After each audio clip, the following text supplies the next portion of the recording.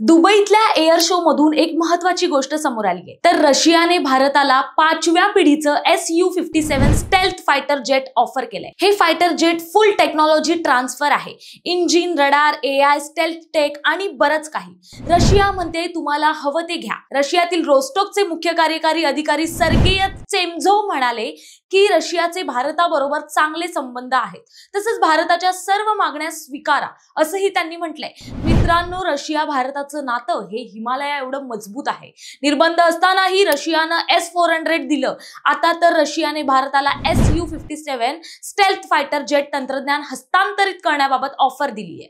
तसंच रशिया भारताच्या fighter aircraft आवश्यकतेला पाठिंबा देण्यासाठी तयार आहे असंही एका रशियन अधिकाऱ्यानं सांगितलंय। रशियाचं Su-57 हे अमेरिकेच्या F-35 ऑफरला जबरदस्त उत्तर आहे। तसंच याचा भारताच्या AMCA या महत्त्वाकांक्षी प्रोजेक्टला फायदा होईल, जो DRDO आणि HAL यांच्या सहकार्याने तयार केला जातो। हजारो नोकऱ्या निर्माण होतील।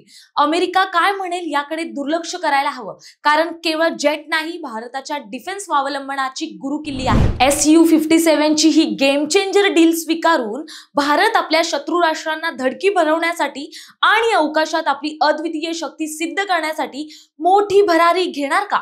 तुम्हाला काय वाटतं?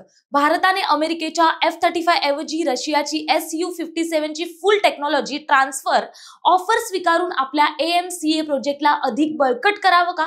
आपलं मत कमेंट्समध्ये नक्की कळवा। धन्यवाद।